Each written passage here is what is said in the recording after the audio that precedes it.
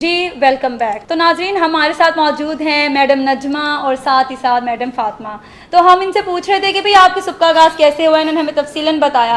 तो मैं इनके साथ एक न्यूज़ शेयर करना चाहूँगी जो ये खुद भी सुनती होंगी घर में, कि बिलाल सईद और सबा कमर की जो अबूरी ज़मानत मंजूर हो गई है। आपने इस वाक़े को किस तरह, यानी आपके ज़हन पे इसने क्या असर छोड़ा? जी मैडम फातिमा आप बताएं। सबा कमर वाला और बिलाल वाला वाक़या हुआ है, ये एक नाखुशगवार वाक़या है। अगर हम देखें तो मस्जिद जो है हमारे रिलीजन में अल्लाह का घर कहा गया है मस्जिद को, चाहे वो कहीं पे भी हो, छोटी हो बड़ी हो। तो एक आप प्रोफेशनल्स हैं, सबा कमर और बिलाल प्रोफेशनल्स हैं, उनको ये बात समझनी चाहिए थी कि हम प्रोफेशनल्स हैं।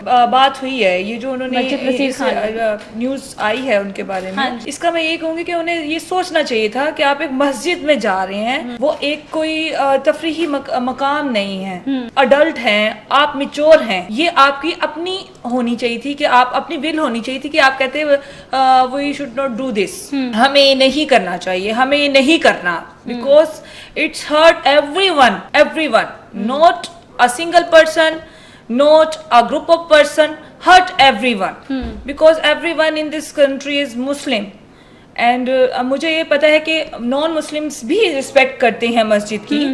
तो मुसलमान हो के अगर हम मस्जिद की रिस्पेक्ट ना करें तो मेरा नहीं ख्याल कि ये बेहतर है। लेकिन हाँ, अगर इंसान अपनी गलती तस्लीम कर लेता है तो फिर उनकी पूरी जमानत हो गई। अगर उन्हें ये रियलाइज है कि ये गलती थी और वो इस पे माजरत कर रहे हैं और इस पे अपोलोजाइज कर रहे हैं, तो I think it's good for them. लेकिन आगे से जितने भी ये आर्टिस्ट हैं वो इस चीज़ का ख्याल रखें कि एक आम कॉमन पीपल पे आप इसका क्या असर छोड़ रहे हैं, या आपका इमेज क्या जाएगा इसके बाद उन पे।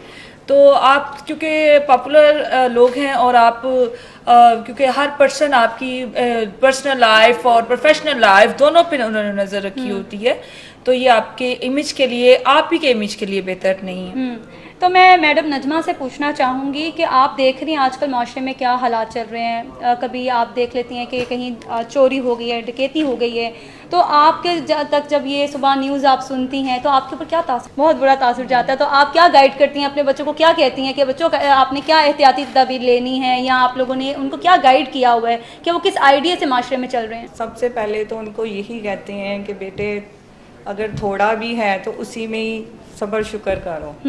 अगर आप उनको कहेंगे कि लाओ हमारे लिए, तो वो फिर बच्चे जो है ना गलत कामों में पड़ जाते हैं। लेकिन आजकल तो ऐसा ही हो रहा है। हाँ, तो वो यही वजह है ना, तो एक दूसरे को देख के कि उसके पास है तो मेरे पास भी होना चाहिए, तो वो ये रास्ता फिर वो चुनते हैं, ये चोरी वगैरह। तो ये तो घरेलू मामलात में भी होता है ना, चपकलिश बच्चों में शुरू हुई होती है कि इसको लेके दिया, आप मुझे भी लेके दे। तो आप किस तरह उसको संभालते हैं? आप ऐसे मैनेज करें ना कि अगर मतलब घर में अगर आपने एक बच्चे को लेके दिया है तो आप कोशिश करें कि दूसरे बच्चे के लिए भी लें, वरना पहले वाले को समझा देंगे बेटे इसको ज़्यादा ज़रूरत है आपको, फिर इसके बाद हम आपको भी ले देंगे। लेकिन ये ना करें कि उसको भी फ़ौरन ही वही चीज़ मुहैया कर दें। फिर वो बच्चे जो है ना वो आगे से डिमांड करते हैं कि हमें ये भी चाहिए, हमें वो भी चाहिए, उसके पास ये है, उसके पास ये है, तो हमें भी वो चीज़ें दी। जी, अपने बच्चों को यही समझाएं कि बेटे जो आपके पास है उसी में गुजारा करें, उसी में से ही अल्लाह ताला में बरकत है।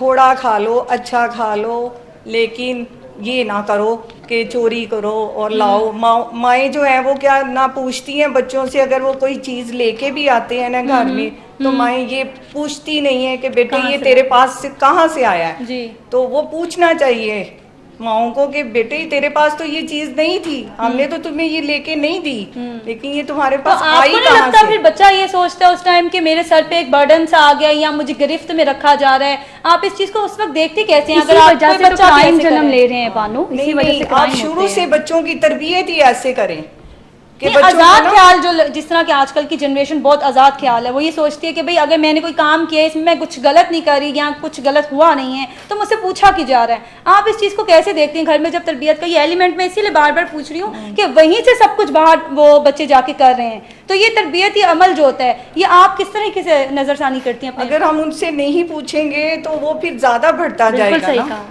वो आहिस्ता आहिस्ता ना ज़्यादा बढ़ता जाएगा। अगर आप उनसे नहीं पूछेंगे बेटे ये आप चीज़ कहाँ से लाए हैं, वो कहेंगे वालदा ने तवज्जो नहीं दी, वालिद ने तवज्जो नहीं दी, तो वो फिर उसी लाइन पे जहाँ से वो पहले वो चीज़ हासिल करके लाया है वो उससे मजीद बड़ी चीज लेके यानी कि आएगा आप घर यहाँ में। कहना चाह रही हैं ज्यादातर गलती माँ बाप की तरफ से होगी। हाँ, उनको अगर भी वो चाहिए नहीं कि अपने देखेंगे तो बच्चे बच्चों तो को जाएंगे। नजर रखें उन पे कि वो क्या कर रहे हैं। आजकल के माँ बाप तो जो है, ये इसमें तो दोनों का किरदार अहम है ना, हाँ ना जी। सिर्फ औरत का होता है, मर्द का भी होता है, बाप का भी बहुत जी, अच्छा बाप का भी किरदार उतना होता है, होना भाई का चाहिए। भी उतना किरदार है। जी। तो आप घरेलू खवातीन, जिस तरह मैं आपको बार बार इसलिए बता रही हूँ क्योंकि आप लोगों ने सारी चीजें देखनी है। अब घर में आपने अपने मर्द को भी देखना है, आपने अपने बेटे को भी देखना है, आपने अपनी बेटियों को भी देखना होता है। तो आप लोग किस तरीके से मैनेज करते हैं, बैलेंस किस तरह करते हैं आप हर चीज को?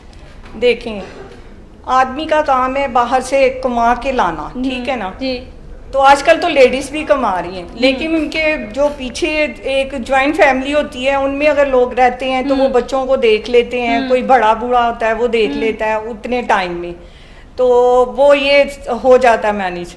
आपने अगर शुरू से ही उन बच्चों को ना तरबियत का, मैं कह रही हूँ, तरबियत का बहुत बड़ा हाथ हाँ है। जी। अगर आप उनकी तरबियत शुरू से सही करेंगे और पीछे बाप भी देखे कि मेरे बच्चे कहाँ जा रहे हैं, किससे मिल रहे हैं, किससे बात कर रहे हैं, घर में कौन क्या किसको लेके आ रहे हैं, ये भी सारा देखना पड़ता है। जी, फातिमा, मैं आपसे भी आजकल यही के कहना जो चाहूंगी। है ना माँ बाप, बच्चे आए बाहर से अपने रूम में चले गए, पता नहीं ना माँ को पता बेटे ने क्या लाया है, ना बेटे को पता माँ किधर है। बस यही है, ये सोसाइटी चल रही जी है। फातिमा, जिसकी आपने वजह से इस मैडम तरह नजमा का नजरिया जाना है, इस हवाले से आप क्या कहना चाहेंगी?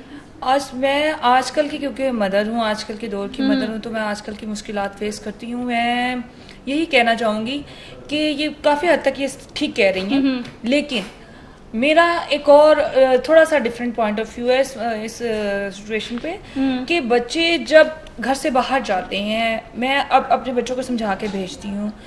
आप जहाँ पर अगर आप स्कूल में जाते हैं, स्कूल एक सोसाइटी है, ये एक माशरा है जिसमें हम रहते हैं। हाँ जी। इसमें तरह तरह के लोग आते हैं, तरह तरह की तरबियत के लोग आते हैं। अच्छाई और बुराई में बच्चे फिलहाल अगर समझदार हैं तो वो फर्क कर लेते हैं, और अगर बच्चे समझदार नहीं हैं तो वो फर्क नहीं कर सकते। वो अडॉप्ट करके घर लेके आते हैं। अगर वो अडॉप्ट करके वो चीज घर लेके आती है तो फिर ये माँ बाप की जिम्मेदारी है कि वो क्या चीज अडॉप्ट करके घर लेके आए हैं। आजकल की माएँ मोबाइल्स पे लगी हुई हैं, मोबाइल्स देखती हैं, अपने आप को सोशलाइज किया हुआ है उन्होंने। उनको नहीं पता कि मेरा बच्चा क्या बाहर से सीख के आया, क्या बाहर से सीख के आया है। वो जब माँ बच्चे को इतनी, क्योंकि माँ की बच्चे की पहली तरबियत गाह उसकी माँ की गोद है। बिल्कुल यही है। हमें तो यही पता है कि बच्चे की पहली तरबियत गाह उसकी माँ की गोद है। अगर बच्चा कुछ बाहर से गलत सीख के आता है और वो आके अगर माँ उसको उतना टाइम नहीं देती, माँ उसके साथ इतनी बातचीत नहीं करती, माँ उसको अगर ये कहती है कि बेटा अच्छा चलो जाओ, अब मैं तुम्हें खाना दे दिया, अब तुम इधर चले जाओ उधर चले जाओ, ना बच्चे का बैग चेक करती है, ना बच्चे की और चीजें, और उसको यानी लुक करती पूरा उसको एक पॉइंट से देखती कि मेरे बच्चे में आज क्या चेंज आया है। लेकिन मैडम फातिमा, आजकल के जो हालात हैं उनमें यही देखा जा रहा है कि माएँ जो है ना अपने बच्चों को इतना कॉन्फिडेंस दे देती हैं कि वो खुद कुछ बताना मुनासिब नहीं समझते। नहीं, माएँ कॉन्फिडेंस इस वजह से देती हैं ताकि वो बाहर जाके अपने आप को लो फील ना करें, क्योंकि फिर ये एक मैं आपको कह रही मुकाबले का दौर है, ये एक मुकाबले तो का ओवर दौर है। कॉन्फिडेंस का भी तो कॉन्सेप्ट यहीं से आया ना। ओवर कॉन्फिडेंस का भी कॉन्सेप्ट यहीं से ही आया है। बच्चों, अब एक बेटी है, वो आपके घर में अगर कोई वीडियो बना के स्नैप पे डाल दिया, आपको कहीं बाहर से पता चल रहा है, आपने उसको इतनी परमिशन ही क्यों दी है?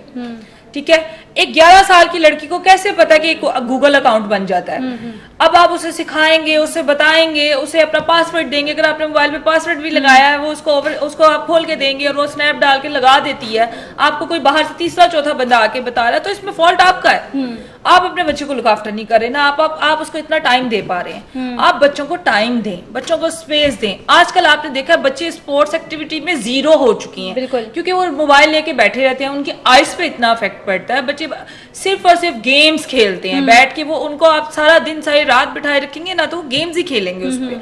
वो ना तो पढ़ाई के बारे में सोचते हैं, ना तो वो कुछ और सोच सकते हैं। मैं कहूंगी अपने जोन से बाहर नहीं आ रहे बच्चे आजकल। वो उस जोन, और वो जोन सुकड़ता जा रहा है। बिल्कुल, वो जोन बढ़ नहीं रहा, वो जोन सुकड़ है। ना बच्चे फुटबॉल खेलते हैं, ना बच्चे हॉकी खेलते हैं, ना बच्चे बैट बॉल खेलते हैं आजकल। सिर्फ और सिर्फ जी, तो आपने पबजी खेली, आपने और गेम्स खेली, आपने कैंडी क्रश खेली। बहुत सी गेम्स हैं जिसमें बच्चे इंडल्ज रहते हैं, जो उनके माइंड और आइज के लिए नहीं ठीक, क्योंकि वो जो रेज निकलती हैं उसमें फिजिकली हेल्थली भी ये मोबाइल्स जो हैं ये बच्चों के लिए जहर बनते जा रहे हैं। आहिस्ता आहिस्ता आप देख लें, यूरोप अमेरिका में ये बंद कर दिए गए हैं बच्चों के लिए, क्योंकि बच्चे अपने आप में सुकड़ रहे थे, ना तो उनकी कोई फिजिकल एक्टिविटी थी। फिजिकल एक्टिविटी होना बच्चों के लिए बहुत जरूरी है, ये उनकी ग्रोथ के लिए जरूरी है। अब बच्चों ना तो खेलने, आप देखे पार्क्स खाली होते हैं, रोड्स पे पहले बच्चे खेल लेते थे, अब वो भी नहीं है। इसका एक इशू ये भी है कि सिक्योरिटी बच्चों की, पेरेंट्स कहते हैं कि बच्चों की सिक्योरिटी नहीं है, बच्चे किडनैप हो जाते हैं, बच्चों के साथ बहुत कुछ हो रहा है आजकल। बिल्कुल। तो ये सारा तो ये, हाँ, बाहर जो जब बच्चे जाते हैं उनको प्लीज समझा के भेजें, लेकिन इसमें मैं कहूंगी कि हमारे मुल्क की ये जो हुकूमत है इसकी भी कुछ जिम्मेदारियां हैं। एक स्कैंडल चलता है, उसको बस स्कैंडलाइज वो थोड़ी देर ही रहता है, उसके बाद वो कहाँ जाता है किसी को नहीं पता, और हमारे माइंड्स पे वो एक इफेक्ट छोड़ जाता है, वो एक वाकया, वो एक चीज हमारे माइंड पे तो इफेक्ट छोड़ गई है, ठीक है। लेकिन ये हुकूमत का यही है जी कि आप, गवर्नमेंट का यही है जी, अब ये मसला, अब वो मसला, तो वो तो मेरे ख्याल में इन चीज़ों को इशू ही नहीं कहते कि वो ये इशू ही कोई नहीं है। लेकिन देखें, आपके बच्चे आपका फ्यूचर है, मुल्क का फ्यूचर है, तो अगर वो जो है वो ही नहीं सही वो फ्यूचर, वो बेस ही खोखली होती जा रही है, तो आपका मुल्क किस तरह खड़ा होगा। बिल्कुल, मैं आपकी बातों से मुत्तफिक हूँ। तो यहाँ पे मेरे प्रोग्राम का टाइम ख़त्म हुआ जा रहा है। मैं अपने मौजूद पैनल का शुक्रिया अदा करती हूँ। मैं साथ ही साथ ये कहना चाहूँगी कि औरत जो है वो बचपन से लेकर शादी होने तक अपने माँ बाप के लिए जीती है, शादी के बाद बच्चे होने तक अपने शोहर के लिए जीती है, बच्चे होने के बाद शोहर और बच्चे दोनों के लिए जीती है। अपनी पूरी ज़िंदगी लौटाने के बाद भी ज़माना कहता है औरत को समझना तो बहुत ही मुश्किल है। इसके साथ आप सबसे इजाज़त चाहती हूँ। अल्लाह निगहबान।